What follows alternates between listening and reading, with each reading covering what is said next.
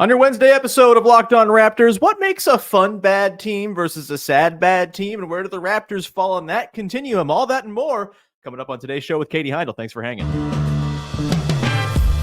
You are Locked On Raptors, your daily Toronto Raptors podcast, part of the Locked On Podcast Network, your team every day.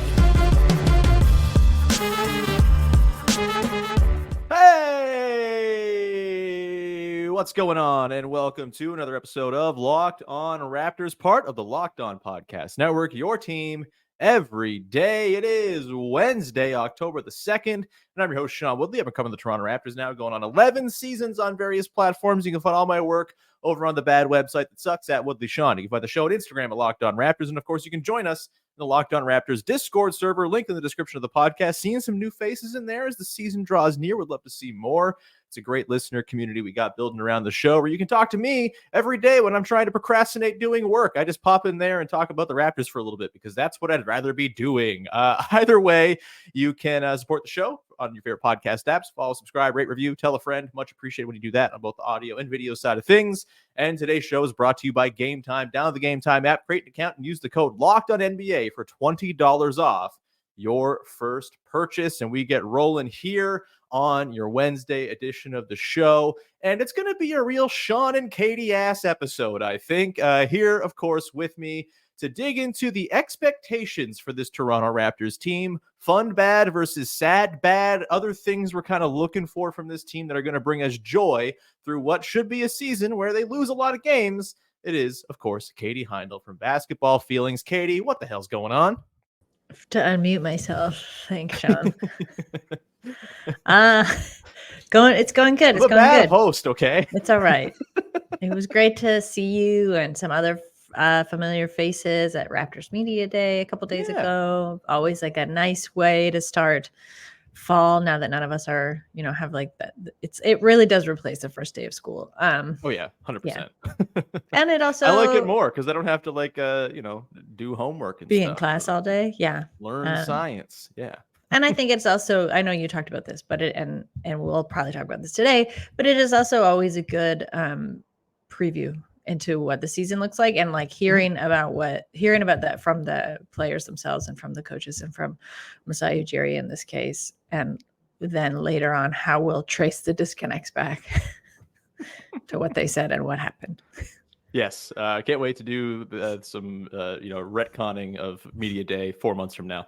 But no, I think that's a pretty good place to start for today's show, where we're going to dig into just kind of the low level of expectation for this team and why that might actually be kind of a fun thing. And to me, Katie, almost a novel thing. I don't know. I mean, certainly since Masai Ujiri took over, I don't think we've heard really the sort of level of acceptance that they're not very good ever since that 2013-14 season, right? Where everyone started that season wanting to tank for Andrew Wiggins. I've been trying to comb through the history of the Raptors, go back through the various seasons. Obviously, there was a lot of time where the Raptors were not very good, and there were plenty of seasons where they came in expecting to be bad. But I kind of think this might be the first season since maybe like Vince Carter's second year, something like that, where the preseason expectation was to not be very good, but it also had a twinge of hope to it, where this Raptors team has a bunch of young 20-somethings getting sort of more acclimated to new roles in the NBA. There's the hope of Scotty Barnes being a franchise pillar. All of that. There's a lot of rookies. Like it seems like there's an acceptance that this is not going to be a good year, but it'll be in the interest of the sort of glimmer of hope at the end of the tunnel that we're all kind of looking towards right now. And I don't know if we've seen a season like this before. It's actually kind of refreshing, Katie. Look, if I had my druthers, the team would be good and we wouldn't be talking about, bad expectations coming into the year or low expectations. But there is something freeing about a team being bad, but it not feeling like it's the end point of something, right? How are you feeling about this sort of new lease on life of just like watching a team that, has some cool, interesting, weird ass players, has the chance to be kind of fun, bad, but, is kind of building towards something better than what it seems like they're capable of today?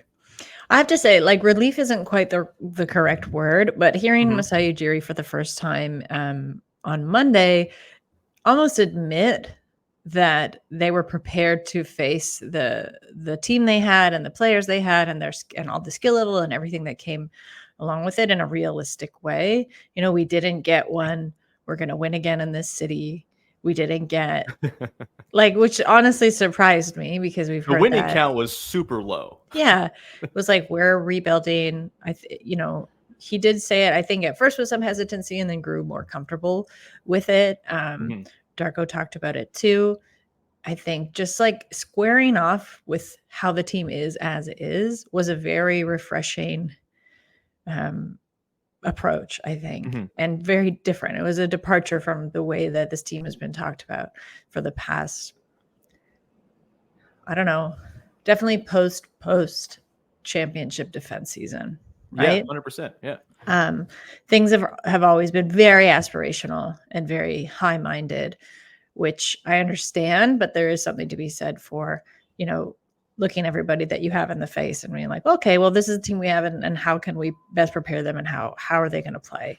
So, and to your point, the Raptors as a franchise have been, even in the times they've been bad, they've still been very competitive pre-championship.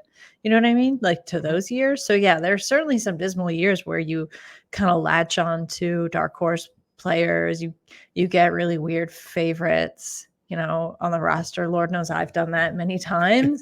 And that is part of the charm. And I think the fun of rooting for a less competitive team. But also the beauty of that is that the team can really surprise you. And I think that's more of the way that this team was presented to me on media day. It's like, we need them to be competitive, because there was a real dichotomy between we're rebuilding, front office says, and then, Masai even pointed this out, of we're rebuilding, but the players still have to treat this seriously. They want to win. They're focused on doing their jobs, and their jobs is winning. So I think there's still high expectations. And that's the part I don't think anyone should get mixed up, is just because you say rebuild, it doesn't mean that there's less pressure on the athletes to play well and to learn, and to really have these like personal explosions and skill and growth and everything like that, because that is still very much intact. And I did get that sense from every person we heard from on the roster. But the approach to the front office has, it feels like more, it just feels more supportive than in past years.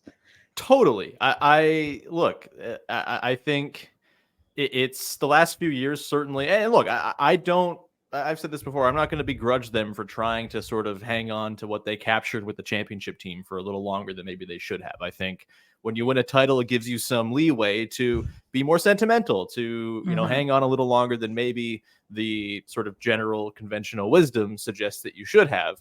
I'm just glad they kind of have the clean slate now. And I think there is just something pretty exciting about watching a team that accepts its kind of lot in life. But, again, like you said, they're trying to build towards something. This is not a team that I think is going to go and try to waste the season. Maybe the last couple months of the year, we can revisit that if there are injuries or whatever happens, and we see something similar to last season where there was just no hope in trying to salvage things because, the two most important players weren't available to play or anything like that. But I do think that just kind of going in clear-eyed, not having every single game being about wins and losses, it just like the last couple seasons, they weren't really expected to be like title contenders or anything like that, but there was this sort of heavy expectation hanging on seemingly every game, right? Where it's like every game you're either proving or disproving the thesis upon which this team is built. And it sapped a lot of the joy out of the wins and really made the losses hit a lot harder for teams that weren't really all that good and probably shouldn't have been making you feel such things over midseason results, right? I think there's something about the results not having so much heft to them this year that's going to make it quite a bit of fun to keep tabs on this team and sort of watch the progression throughout. And like I said, I don't know if there's been a Raptors season, in many people's cognitive memory where they kind of went into the season with the expectations of being bad, but there also being hope attached to it. There were just a lot of Raptors years there where it was bad and expected to be bad, and there was not a whole lot of belief that things were going to turn around someday. Like the 2011 to 13 range, even. You get Dwayne Casey, you get DeMar DeRozan, but those years were still kind of sad and upsetting. And, I think the fact that they went into 13-14 thinking, oh, well, maybe we're going to tank suggests that there maybe wasn't a whole lot of hope for those previous years either. Mhm. So, this is throwing back. Speaking of throwing back, we'll talk about purple jerseys in the Vince Carter era a little bit later on in the show. It does feel like a throwback to sort of the very, very early days of the franchise where you had a young up and coming star in Vince Carter, and it felt like, yeah, we're not good, but there's some hope here. I think that's kind of the vibe we got here, which is quite nice. I want to get into, Katie, the idea of being fun bad versus sad bad. We're going to get into what makes a fun bad team, what makes a sad bad team, and where the Raptors fall into that coming up in just 1 second. Today's show is brought to you by FanDuel, the #1 sportsbook in North America. When you get a hunch in the middle of the game, you can check out the latest stats, view live play-by-play, and so much more on the same page where you place your bets, which means you can start the NFL season with a big return on FanDuel. You also get started with $200 in bonus bets guaranteed when you place your first $5 bet. And it's not just for football fans. I'm not much of a football watcher. I'm not a huge sports wagerer either, but when I do throw some money down, it's usually on a hunch before the season, on a futures bet, an awards pick, a championship pick, an over-under that I feel really strongly about. You can go peruse all of those different types of bets over at FanDuel, and they're very easy to use app. I think the Toronto Raptors right now on FanDuel are at 29.5 wins for their over-under. Maybe you feel strongly they're going to be really bad. Maybe you think they're going to be better than that. If you feel strongly one way or another, you can go throw a couple bucks down on that over-under and see the winnings roll in or not roll in a few months' time, because that's how this all works. Either way, go check out FanDuel and get that $200 in bonus bets guaranteed when you place your first $5 bet. That's FanDuel.com, the official sports book of the Locked On Podcast Network. Back at it here with Katie Heindl of Basketball Feelings, getting into fun bad versus sad bad. I think last year's Raptors team probably fell more under the sad bad umbrella because of, the internal strife, the trades that hung over the team the entire season, the, not having all of the important players down the stretch and watching a stretch of guys who weren't going to be part of the team long term. It was not very fun. I think the Tampa Raptors are also sad bad. They might be the saddest bad that there is because of the playing in Tampa all year factor as well. But of course, there are fun bad teams out there too. And I think the Raptors have the makings of something closer to fun than sad. We'll see again how the sort of tanking, waters take them down the line. Will there be a fork in the road where they have to sort of pull the chute on the season? But for now, Katie, seems like the ingredients are there for you, I guess. Like, what qualifies as a fun bad team to you? And do the Raptors have some of those elements on hand? Yeah, I feel like I have a lot of experience with this for some of the reasons that you and I mentioned. Also being just a loyalist Detroit Pistons fan. So fun bad. Sad bad is, I think, when you have this like existential crisis or like an existential threat hanging over a team as an entity. And then also on the more like granular level of what you talked about, of every game needing to mean something because you're trying to prove there's meaning in this team and it's meaningful basketball, etc. That is very sad bad, because that starts to trickle down and weigh, I think, on everybody in the roster. Sad bad is also when I think there's big unresolved trade question marks hanging over people. So we had that also in full force last season, right? There can be, now I think Raptors fans know, like, you've gone through the gamut of sad bad, right? There's the post Chris Bosh bad, where everything feels like it's never going to get better. I meant even in the last like 4 seasons. Oh, totally. Like recency, sad bad. Yeah, I think then it's like when, the front office is dragging its heels, things are like really like being drawn out in a very uncomfortable way. Sad bad. Fun bad, on the other hand, is I think what we're pretty well primed and set up for this season, which is not low expectations, but reasonable expectations.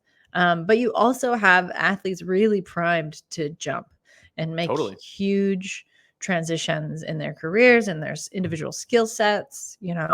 I think I was so, as much as we were like stabilized by Ujiri and Darko, I was so then brought back up by Emmanuel Quickley, like, I guess specifically for me, Emmanuel Quickley, just in all the things that he talked about, and then hearing all the ways that he was, traveling around the summer, but working and playing basketball and training, and how expansive an off season he had, both personally and professionally. So I think when you hear things like that and you see how people are primed to really make a jump, that's going to make for fun bad, because you'll have these individual games where somebody goes off, has a phenomenal game, and they win, which is like best case scenario. But you're getting to see growth in real time. You're getting to see real effort.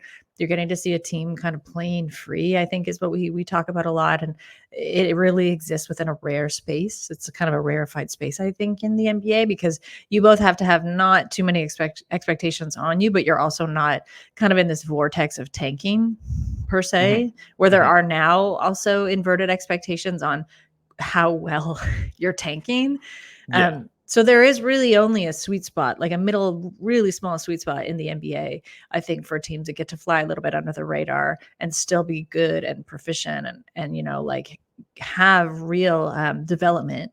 And I think all those things really combine to make a fun bad team. And then the last thing I'll say is what I alluded to earlier, which is seasons where maybe you don't know, maybe this isn't a star-studded roster, but maybe you don't know everybody as well as you would like, right? Because in past seasons, you've been really concentrated on the starting core, or maybe 3 specifically like all-star caliber athletes. And now, you get to kind of look down the roster. And Darko said this, on media day, like, some of those guys are going to be starting some nights. Like, he plans to put them in the rotation. Sometimes they'll be sent to 905, then they'll be back. So like, we're going to get a lot more face time, I think, and more familiarity through that of these sort of like secondary, tertiary players on the roster.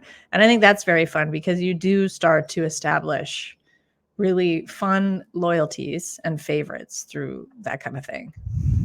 I think that's super well put, and it kind of leads into what I was going to add. It just like having the chance to sort of form connections with dudes who you feel like are going to be around a while is something that just wasn't really there for the last couple of seasons, right? There was always this like tension, and even the guys who are your faves, Pascal Siakam, Fred VanVleet, OG Anunoby, like, you kind of always got the sense of finality, like you're getting close to the end of their time with the team. And so there's that sort of weird emotional sort of cloud that hangs over that. I think with this team, I mean, Quickly's in for 5 years. Scotty's in for 5 beyond this one.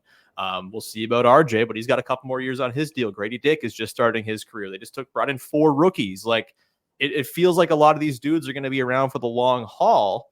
And that's exciting. Like, you can kind of build those sort of, this was what happened during the Kyle Lowry, DeMar DeRozan era, right? Where all these kind of guys would come through and you kind of pick your guys and you get to follow them through. It's why Pascal Siakam is one of my favorite Raptors of all time. It just, you kind of get to sort of track the entire career arc and be part of it. And I think that's something that they can get started on this year in a big way. And that's, I think, a core fundamental pillar of being a fun bad team, is guys who you're going to be around for the ride for, like, for a long time beyond just this year. Yeah, there will be some trades here and there. Bruce Brown, we'll see. Like, yeah, like that's hanging over it too, but they're not the big sort of existential questions they were facing a year ago with their best players who were about to be traded. It's more of a, sort of side story to the season, I guess. And hopefully Bruce Brown can come in and play well and be part of the team for a long time too. That'd be great. Cowboy boots forever. I also think too, part of like being a fun bad team is the potential to not waste half a season tanking like losers. Like I think the Pistons of recent years, the Blazers of last year, sad bad all the way through, even with young, interesting players. If your thing that is ostensibly an entertainment product is sapped for half of the time it's existing as an entertainment product in a year, and it's not at all entertaining, it's sad and miserable and upsetting, that's sad bad. That's not like, there's nothing to be gained from that. And yes, there will be a time this year, surely, where the Raptors are confronted with the choice to pull the chute and play the lottery game.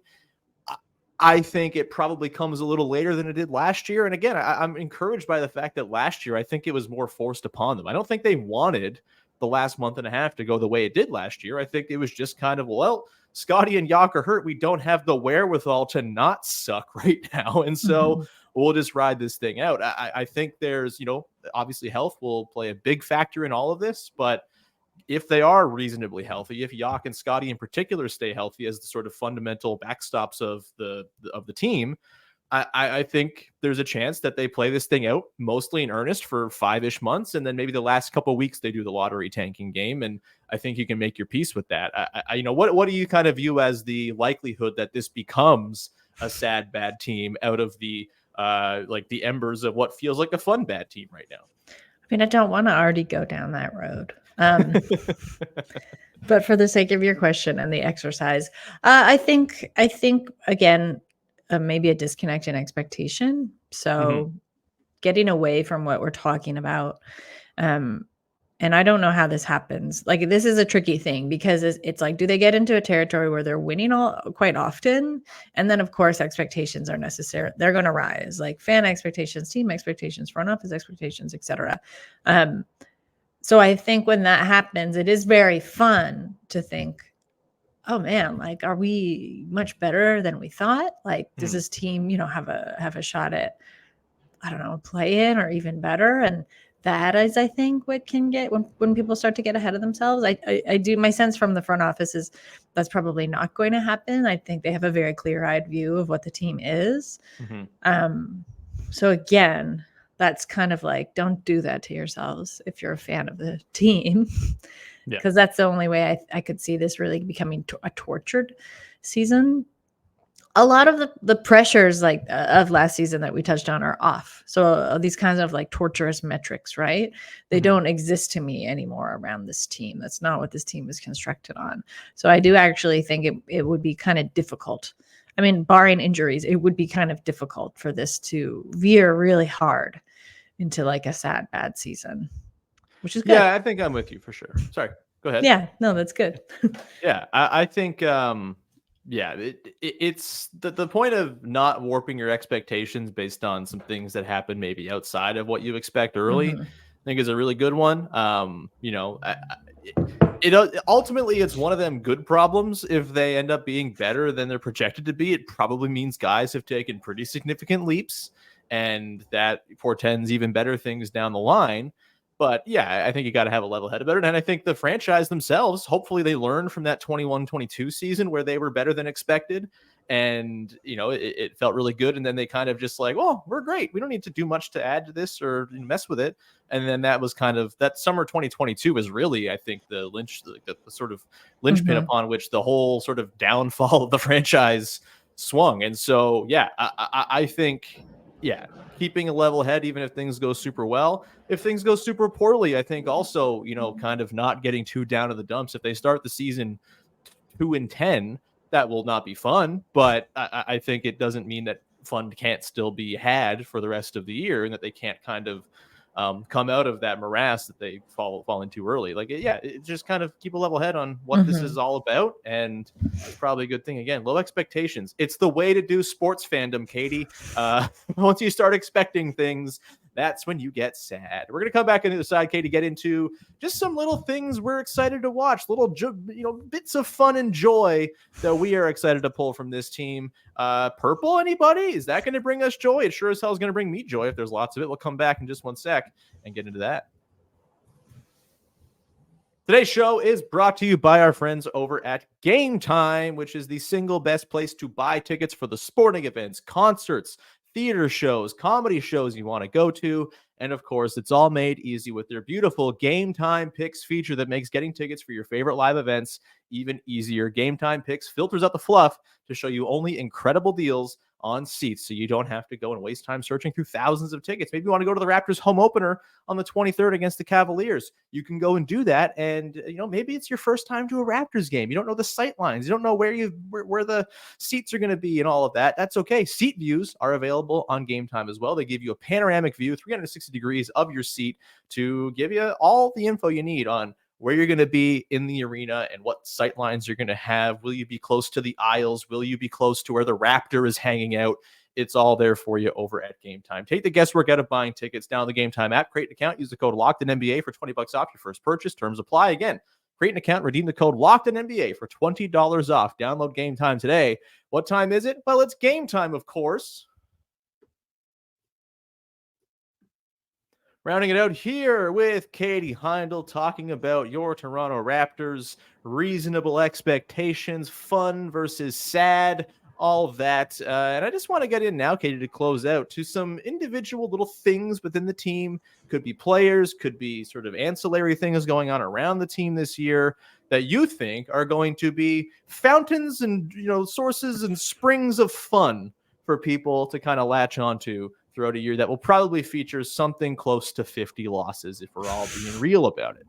I guess we can start with the just like fun branding and jerseys and stuff. I get a lot of joy out of this crap. I'm a simple-minded fellow. I really, really love just court designs and jerseys. They make me feel very happy when they're good and very sad when they're bad.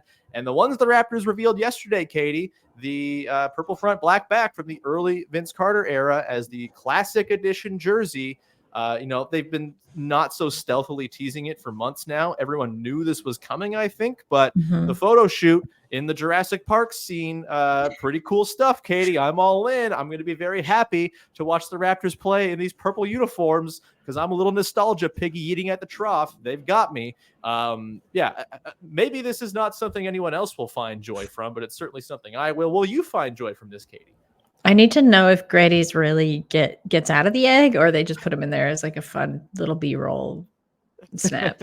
I should ask Nelson. Because that was, if anyone hasn't seen it, did the Raptors? I've seen it going around. I think the Raptors posted it. It's like Grady popping out of the Raptor egg.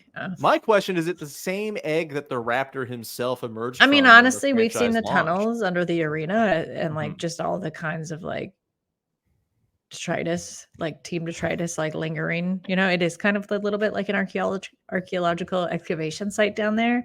So I wouldn't be surprised if it is the real egg that they just had kicking around under love that. a stack of like surrounded by a stack of like biofuel cartons. Anyway, and t-shirts from 6 years ago. Yeah, all kinds of like pizza merch from back when they were the prime sponsor of the team. Yes. Yeah. I am excited as someone who I think I was like not such a huge fan of those jerseys, but like seeing them so much now. And as you say, like being a real nostalgia freak, I'm kind of like, am I getting one? I might, I may. Yeah. I might be dialing up the Jonathan Mobo Raptors Classic Edition jersey sometime soon. Who's that's the real question. I was like, but who would I get?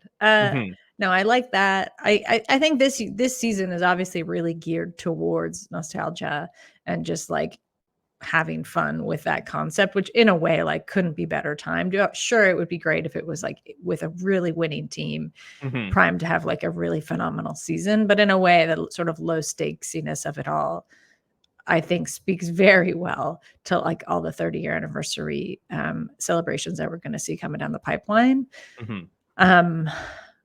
I have to say, I've really also been enjoying like fan pettiness and commenting on like, I think every comment from Media Day that from people is just like, where's the purple jerseys? More purple. Drop the jerseys already. Like people getting I'm definitely not among those people. Definitely not. Your fake account? Yeah. Purple boy 125. I gotta know when this like dunk night tribute is. Obviously that's something I need to be at. I am unfortunately gonna miss the Vince Carter retirement night. I know, which is like I'm trying to work it out so maybe I can come for the beginning because we know if it's like a ring ceremony situation, it will be pregame. So maybe I can glimpse a little bit of it and then leave like the Phantom of the Opera out a back door. But no, generally I'm like, are they bringing back Stripes? Is this going to be Stripes' triumphant return? Are they going to have new iterations of the Raptor? We have the giant inflatable, which I love. We had Stilts. Stilts has come and gone. So is Stilts coming back? We got the little inflatable, like bobblehead Raptor. Is there going to be like a new type we've not yet seen? I'm kind of curious about that. Katie, the nostalgia is going to be a real through line of joy for this season. I think we've established with that well laid out set of thoughts. I think. What other nights? I don't know. I was chatting with like even the fact that like team night, right? Matt Bonner is hanging around again. Matt Bonner hanging around's great. He's giving me great vacation advice. because I forgot he played a year in Sicily. Hell yeah. But like, you know, things like this where it's just like there's going to be we've talked about this, but there's going to be so many alumni passing through and just like popping up on any given game. And I think that sometimes you can lose sight. I'm about to get quite corny, but like sometimes you can really lose sight of the threads woven within a franchise season to season when you break it down at a more granular level and you're just concerned about team building and the draft and, you know, what does this team look like this season? And you can kind of forget the history of a franchise. And like the Raptors are still a relatively young franchise. So it is cool to be able to mark, I think, the historic aspect of their tenure in this way and to really admit like, oh, they've like made a mark, certainly on fans and the city. But I think in the broader scheme of the league, like they really have made a mark. 100%. I've said this before, right? I think like, to your point, we so often view everything through the lens of this season is all that matters and everything that happened before is trash and everything that's coming in the future doesn't matter. It's all about now. And I think like the joy, again, I'm going to get corny too. The joy of watching sports and being a fan is that it isn't just about one season. The sort of seasons prior inform the one that you're about to have. And, you know, you can kind of look at, you know, it takes multiple years for arcs to unfold in the NBA. It's just kind of how it goes. Like the Kyle Lowry story arc for me is one of the most single, like satisfying narrative structures you could possibly lay out. And like, it didn't all happen in 1 year. And I think over the course of 30 years, like the Raptors have a pretty rich history for a new franchise. They've won a championship, which is huge and is a big pillar in that history, but there's a lot of good stuff. There's a lot of weird stuff. There's a lot of bad stuff. Like I think there's a lot of stuff here. It's a lot of stuff over here. It's like the bowels of the arena and a lot of stuff. Yeah, like I think they should have an artifact night now. Totally onto it. Just every fan just goes and finds an artifact in the bowels and gets to show and tell it or something. But yeah, that's I think a huge part of this season that's going to bring a lot of happiness to people is just kind of reflecting on how we got here, because it's been a pretty wild ride.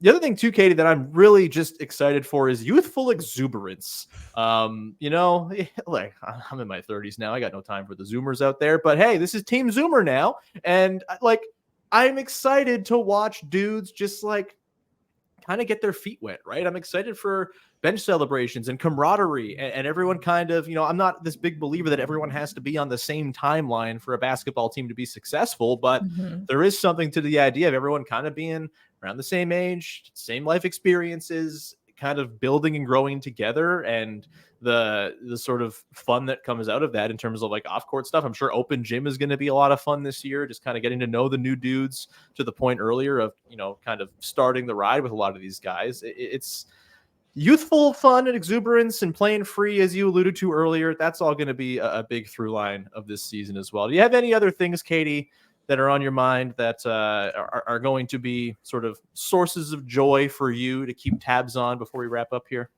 I mean, you just reminded me of it when you talked about the Kyle Lowry arc, but I'm like, what are they going to do for Kyle Lowry? I think like every player who is on a current roster in an NBA, in the NBA elsewhere, in an NBA. I'm like, I'm different. I'm like in different realities, different universes. In this version of the NBA, in our reality. But like when they come through, what kind of cool celebrations are they going to do? You know, I'm a montage freak, and I feel like this is the montage season of all seasons. So yeah, I'm just like, I'm really prepared to just go whole hog and nostalgia, just to borrow some imagery from you. Yep. We will leave it there. Us couple little nostalgia hogs and wrap up the show there. Katie, anything you want to promote for the good people out there? No. I have an interview I'm very proud of and pretty happy with how it went. I'll just hint at that. It's WNBA related. It might be expansion related. Anyway, that will be at SB Nation later this week.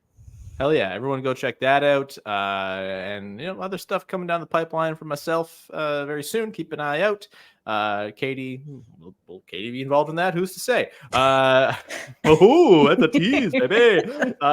We will leave it there. We'll be back again tomorrow as we'll talk about something. I'm not sure yet. Kelly Dwyer, rescheduled from last week, will be on Friday this week. Very much looking forward to having KD on the pod. We're going to have a good time with him. I'm going to make him play some games. We're going to test his knowledge of NBA history, and he's going to absolutely crush it probably because he's a maniac who knows everything about basketball. Go subscribe to the second arrangement while you're at it.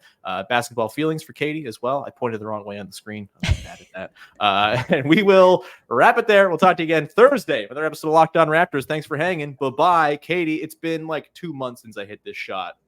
I got to do it. It's happening. I got to line it up. Nope. Bye.